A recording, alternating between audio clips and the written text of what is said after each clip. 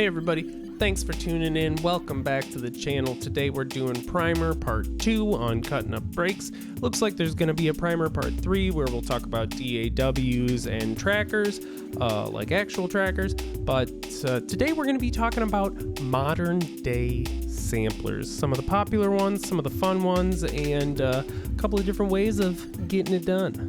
Okay, I'm going to keep it pretty brief right off the bat, but I'll blab a whole bunch more at the end if you want to stick around and check that out. But for now, let's talk about samplers. So in modern days, we almost take samplers for granted. They are everywhere, and we hear samples in all of our popular music. People have made entire careers off of being really good at sampling stuff and whatnot. But not too long ago, in the early 90s, the late 80s, samplers and computers that were able to do sampling were just hitting the market, and they were just becoming available to, everyday people. And the act of, sampling an old record and speeding things up was absolutely crazy wild. And a lot of people dove into that and made fantastic and amazing music with gear that had crazy limitations. And, it was just like absolutely wimpy compared to what we've got available to us today. So today I want to take a look at some of the more popular modern samplers, some of the stuff from Electron, from Roland, and, even a couple of those little pocket operators. And I want to kind of explore the, workflow of chopping up a break or taking a sample and kind of, nudging it around and making it work. I feel like this is a really powerful exercise to play around with on your gear. And, even if you're not super into breaks and stuff like that, load up some different samples and try these workflows out. Because you might discover, interesting tricks and new styles of playing with your gear that you didn't really have before. And it's also just fun as heck. So, grab your gear, whatever you got. If you got an MPC, make this work. I bet it can happen. I don't have an MPC, but you could do it. You got yourself some like weirdo bajirdo thing, make it happen. Let's dive right on in. Okay, so first up is the Digitakt, and I've chosen the Digitakt to demonstrate a few of these concepts that we're going to build upon because the Digitakt is probably the most powerful sampler that I own, other than the Octatrack. And we're not going to go over the Octatrack today because the only thing that is keeping you from making banging music on the Octatrack is learning how to use it. And if you want to learn how to use it, you should go check out my friend, the Messy Desk, because he'll teach you how to use it. He's really good at it. So that being said, let's dive right in. All right, so the first concept I want to introduce when we're playing around with samplers here is the grid is an illusion. The sequencer is a suggestion. As long as it sounds like, cohesive and it's rolling, that's looping. That's music. It doesn't matter what the tempo is. And I'll show you what I mean here in just a moment. But let me introduce some of the things that we're going to be playing around with here, which might kind of surprise you, especially in the kind of, frame of we're dealing with a Digitakt that has the most powerful sequencer that is pretty available on the market right now. The Electron sequencer is crazy powerful. And we're not really going to flex with it. We're actually just going to use this little tune knob here to do most of our heavy lifting. And then we're going to enjoy the sample engine. And that's how we're gonna make this thing sing for us. And you might say, Wes, that's weird. But you know what? It works. Check it.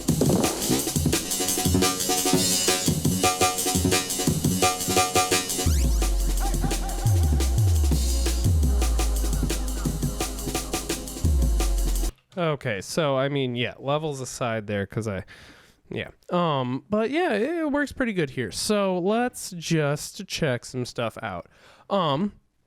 So right away with this first little pattern that I just played for you here, what I've got going on is an amen break, just the regular old amen break.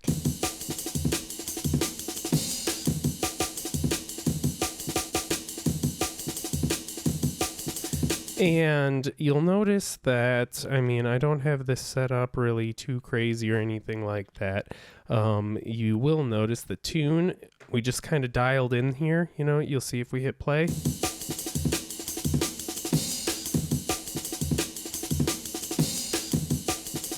If I was to make this a... Right. And so, I mean, that seems like, you know, perfectly time stretched. And what it is not time stretched at all. It's just pitched up a little bit. So let's go and let's do this here with something completely new and irrelevant that I haven't done before. So let's get, okay, so this is a massive break, right? We've got it right here. Cool. What's it sound like, Wes? I don't know. Okay, so we're going to want that to sound good. And we're going to want to play with it, right? So first thing we're going to do, just set that right up there. You know, make your sustain go. And we can see that we do not have a perfect loop here. It sounds like potato poop. And yeah, that's pretty worthless, actually. So let's start from the top. Actually, okay.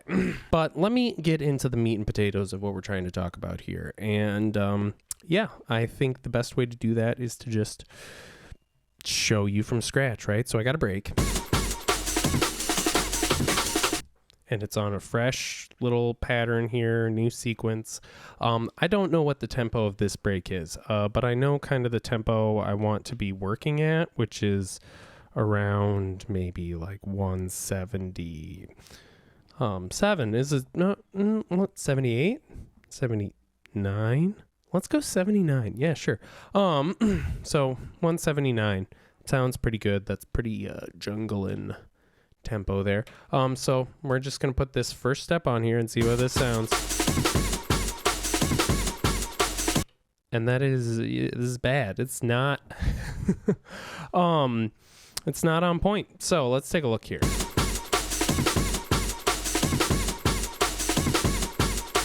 So, you know, we want this second banner, to be kind of like right here on what I would call the 2. But let's take a look at a few things that the Digitakt does here. So we notice that the start and stop cursor is on a scale of 0 to 120.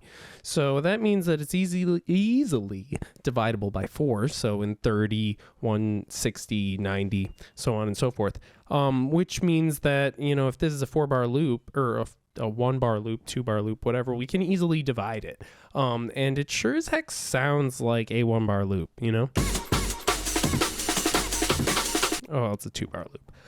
But yeah, okay, so what I like to do in this instance here, right, is make our pattern a little bit longer, okay? And then what we're going to come over here and do is on this second page, we're going to set the start point to 60, okay? So we know exactly where this should be picking up on right there. Okay, so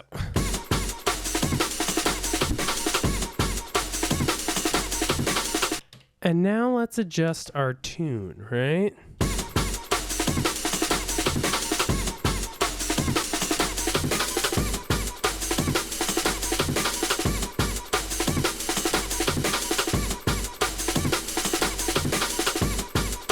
Okay, that's pretty darn on point there, right? Well, you know what? I don't really know. It just sounds like it's freaking right on point, yeah?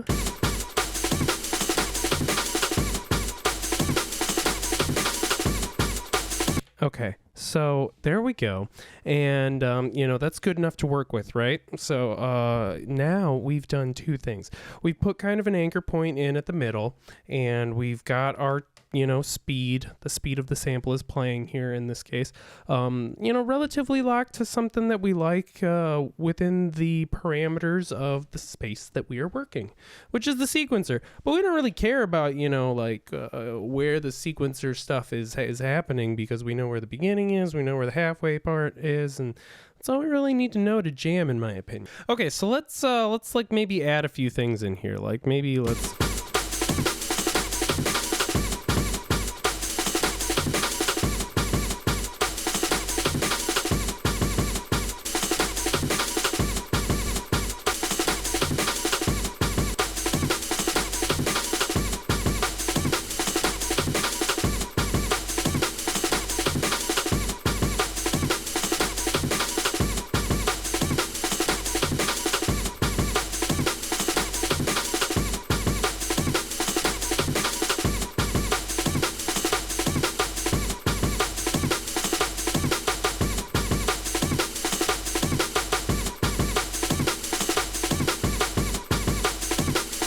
Okay, and now we're going to get into some of the very coolest parts of the Digitakt here, is the conditional trigs. So we can say, I want these two to happen only one of the 4 times, and I want this one to only happen if the one before it happened. You can say I want this to only happen, like 67% of the time.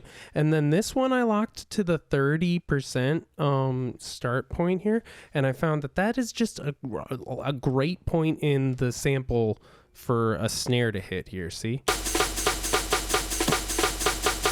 Right? Okay, so, there we go.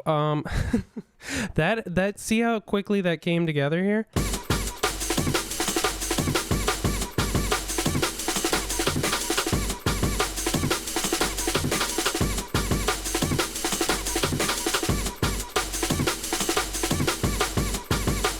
All right, and you know what? It sounds pretty good. And you know what else we can do now is, because we're operating within the Digitakt, so let's go.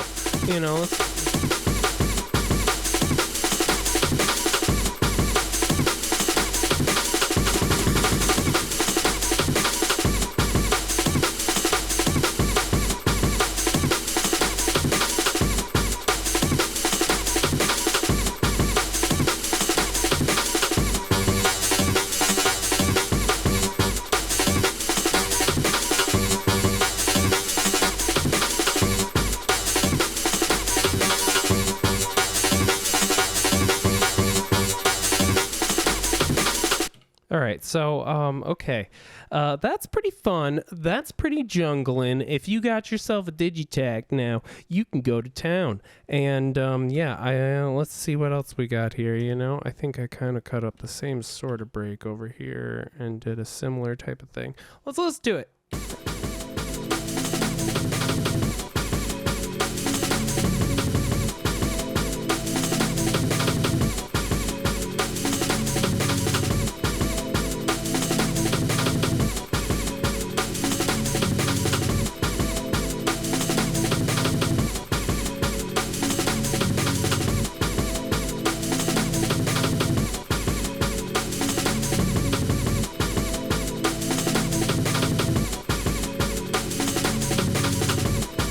All right, now, so that one's okay, right? Sounds pretty cool. But I did want to show you guys one thing that I did in this one here, which was, and so I did a few things that were a little unique in this one. Namely, I did a little bit of messing around with some amplitude and some more conditional triggers, but it's the same sample as before, so, but what I want to stress here is that even though I just said the sequencer is a suggestion, the grid is an illusion, you have a massive amount of control over your micro timing and things here. So if you want to get really, really, crazy about it, you can. And you also have a crazy amount of control over the amplitude and the dynamics of your, shit here.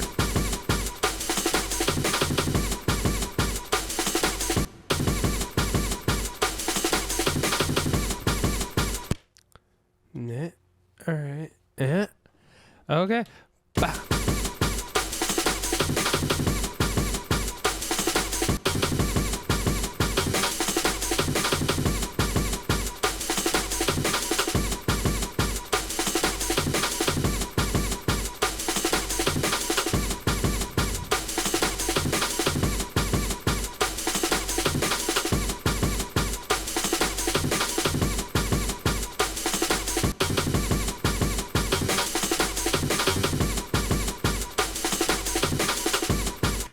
Okay, so I mean, as you can see, this is fun on a bun, and you can have a blast playing with the Digitakt and brakes and just kind of, nudging things into place and then just doing whatever.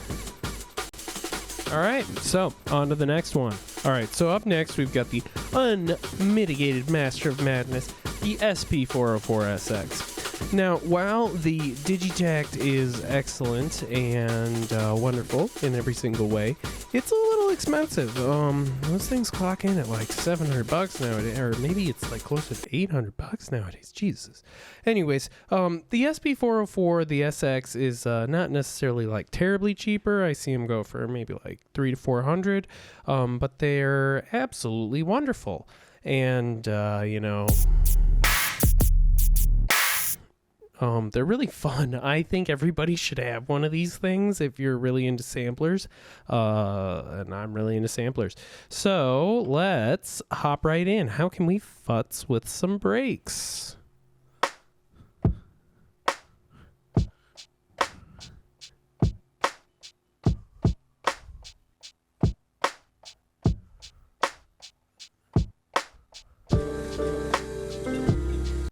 Where did I put those brakes? Oh, rigatoni, right. I've loaded this thing up with a few brakes. All right, and you know what? There are many different ways that we could approach doing this on the 404. So you could use the pattern sampler or the pattern recorder or whatever and do pretty much the exact same thing we did on the Digi-tact and, just, put in notes and, kind of just nudge them around and everything like that. But that is only marginally fun. And what could be even more fun is just, playing the stuff. Like,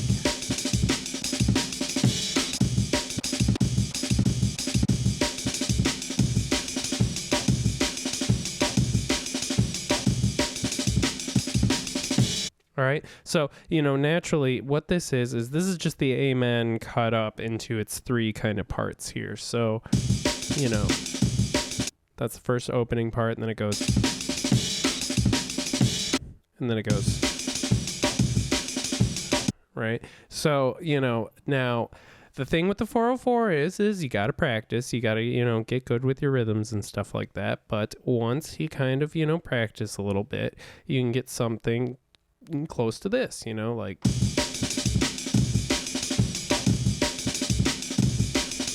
All right, see, that was bad, but let's practice a few times and see if I get better.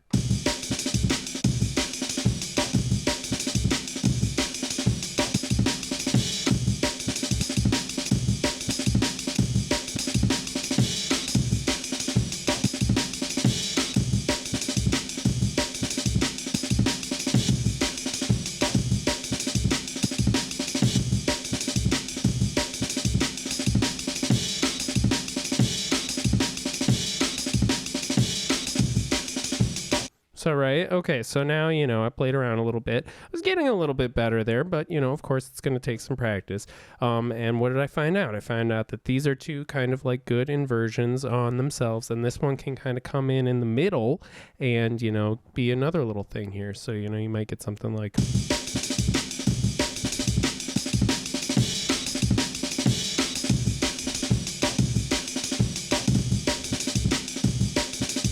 Right. Okay, cool. So then you could throw in, like a pad or something, and just be like.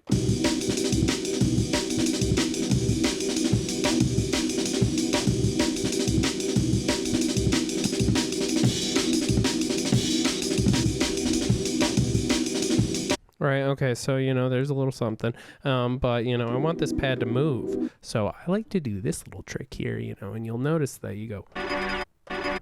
Wait, where did it go?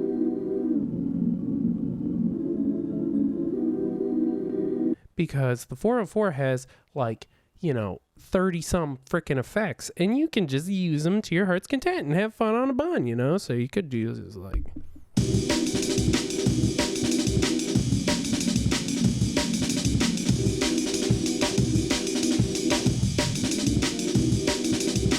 Okay, but let's kind of bring all these things together. I've got another little break here. right? So that's fun. And, some other stuff.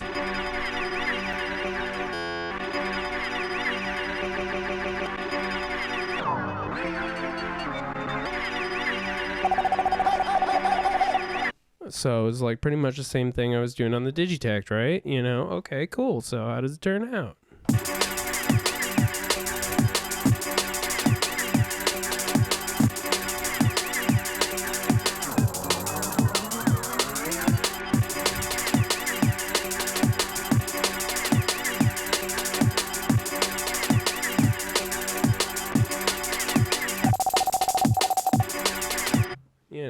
Okay. So let's, put a few of these ideas together here,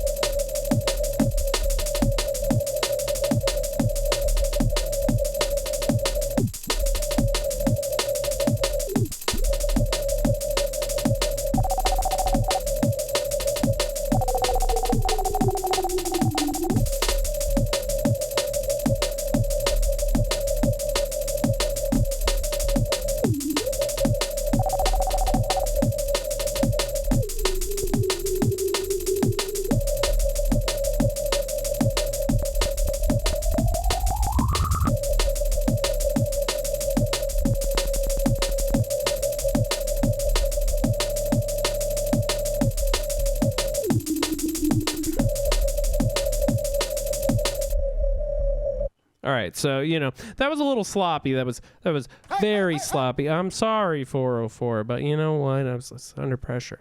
But I feel like you get what I'm going at here, right? So this has no grid. It has no sequencer. Well, it does have a sequencer. But you're going to be stuck, resampling things here and really getting a groove for stuff. Or even better, you could just plug this into an audio interface and record it into a DAW and then play around even more to your heart's content. Just keep looping stuff and have fun and play around. And what I'm trying to get at here is that if you've got a sampler, you can make rip and jungle music and you can have fun doing it. And also, by exercising these skills, you're going to really, really learn what your sampler's capable of. And you're going to be practicing things, I should have practiced more before I did this video. I practiced this stuff a ton last week. Go check out my Instagram. That's my Instagram plug, for the good takes that I did over there, which I should have saved for the YouTube video. But hey, whatever. On to the next little thing, which is,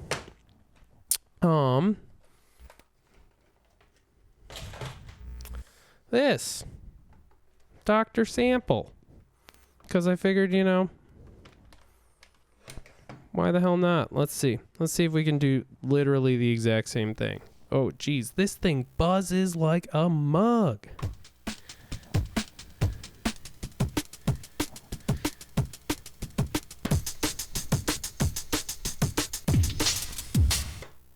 Right, okay, so you hear that buzz, yo? That's the buzz of analog goodness.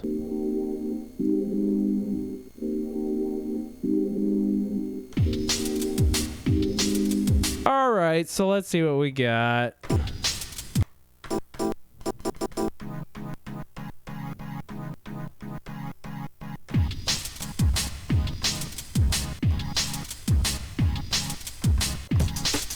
All right, these gotta be, I don't know why they were on trigger. Okay, so let's see here.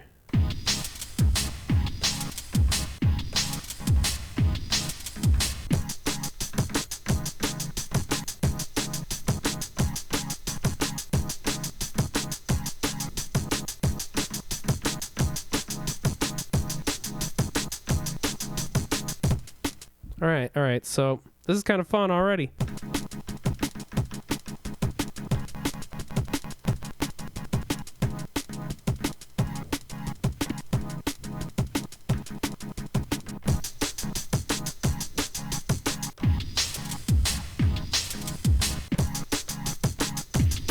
All right, so you see here, this is an old janky piece of crap, you know, and I know that these have gone up in value over the past, but the point I'm really trying to get across here is if you've got a sampler, you can have fun making jungle music. So you should go give it a rip. Okay, my friends, and last but certainly not least, the humble pocket operator, the PO-33. This is a 133. It's got Chun-Li on it because I don't know, man. I wanted a fucking Street Fighter one. What do you want me to say? Okay, so my camera does not do a great job of picking this bad boy up, but I have already made a really good video for Perfect Circuit talking about a bunch of tips and tricks all about this wonderful little pocket operator here, and I went over how to, you know, cut up breaks in that video because I'm freaking obsessed. I'm a weirdo. So I'll link that one down in the description here, but as you can see, this is a phenomenal little machine. It's a sampler. It's an 8-bit sampler, so it's nice and crunchy, just like you know, how those breaks should be. And real quickly, I'll talk about how you get breaks in here. So the way you do it is you record in a loop on the melodic track, and then you copy it over to the drum track. And what it does is it creates predefined slices, but it sets them at linear points across the sample. So what that means is you get 16 slices put in, you know, normal logical points in a loop that are all evenly spaced. So if you do that with a perfectly timed out drum loop, you get 16 perfect samples, and that's pretty awesome. So what that sounds like here is like this. Right? Okay, and then you play it, and you got this. And then what we can do is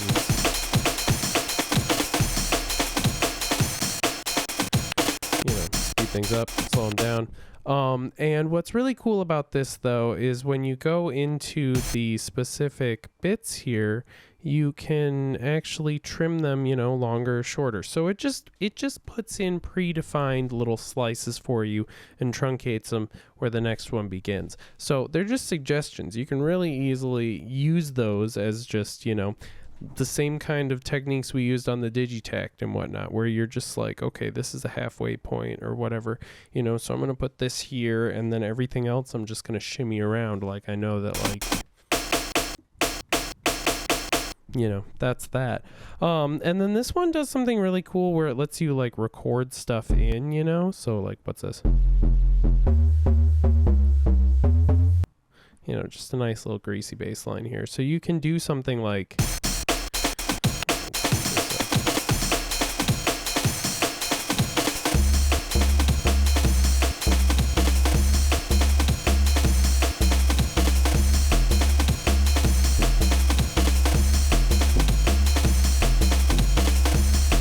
and you can get these really cool little patterns in here real fast. And then another super big draw of these guys is the effects. So, you know,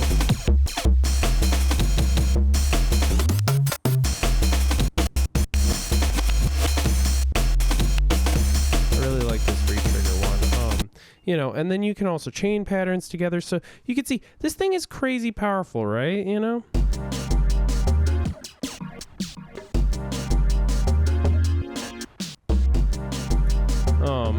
So, and then, yeah, I mean, you can chain these patterns together. You can, in very intuitive ways. I like that you can be like, play this twice, then play this 2 more times, you know, so you can get these cool, like, you know, little rhythms going here, and then hop over into something else, and, you know. So yeah, you can get a lot of mileage out of a pocket operator and maybe just like one little row of patterns here and stuff. So yeah, I would encourage you, I would say even if you've got more powerful samplers, grab one of these bad boys. They're really, really nifty. They're really, really fun. They run on freaking AA batteries, and they got a little microphone in there, and once you load them up with samples, it's just like endlessly good times. You know what I mean? Let's take a listen. You know. Let's talk about some of these effects. This top row is all just kind of like stutters.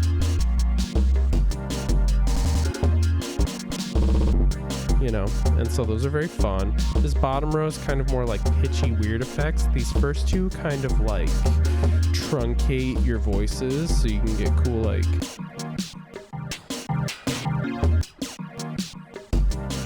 and then these ones are like,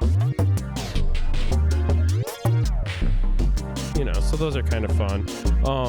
These bad boys are stutters, and then you've got these kind of like scratches. And then this one's weird. It's like a 6/8 time thing. I don't use it very much. It kind of messes with the flow. But this re-trigger one, that one's very fun. And then you got some reverses and then just kills, because you can record those in too. You know, so you can hit record and be like,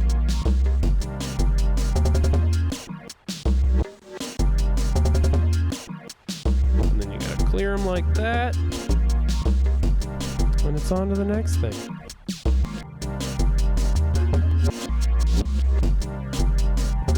See, that 6/8 one just really messes with the flow.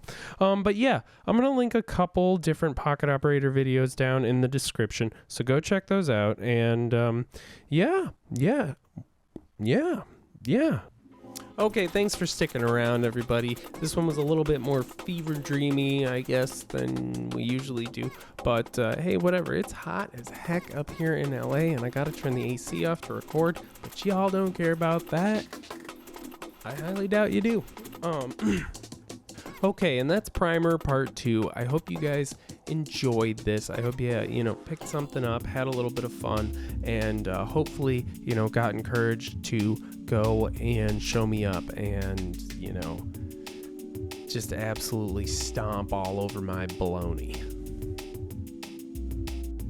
Now, if I didn't cover a sampler that you've got, then, I'm sure you can take these skills and tips and techniques and apply them to your sampler, because most samplers are going to have, start times. Most of them are going to have, some way to pitch things up or down. So, get creative, start playing around. Like I said, sequence is a suggestion, the grid, an illusion. Anyways, going forward, we're going to have another Primer Part 3 coming out. We'll try to talk about DAWs and some trackers that are available today that you can play with. And also, we're going to get into the meat and potatoes of this series, where we're going to talk about some of the history of the hardware and the genres that sprung out of, a lot of these folks in the 70s and 80s playing around with records, samplers, all the cool stuff that came out of that. Some of this stuff might start, getting thrown up a little bit out of order, like we might get to a little bit of the history before Primer Part 3, but, buckle up, it's going to be a wild ride, and, I have a lot of fun talking about this stuff. I'm really, really passionate about samplers and drum machines and these styles of music that emphasize, high energy, fucking high octane, banging rhythms and things of that nature. So that's probably what this channel is going to continue to be about, is, drum machines, samplers, jungling, fun stuff, tips and tricks on how to do it, cool stuff that I find, cool gear that I think is, effective for doing those things. And, so on an even more personal note, we're coming up on 1K subs, which is pretty sick, considering that I, really started doing this channel in earnest like 6 months ago. So, thanks everybody so much for tuning in. It really just, it's kind of crazy, to get comments where people are watching my stuff and enjoying it. So that means a whole ton to me, and I'm gonna, keep trying to make stuff cool and be genuine about it. But yeah, so in the meantime, just keep enjoying the content. And yeah, there's a little PayPal link if you want to throw a tip down in the description. It'll probably be at the very bottom, super hidden. But yeah, that's all I've got for today. I hope you guys have fun. Go make some music. And yeah, we'll see you soon.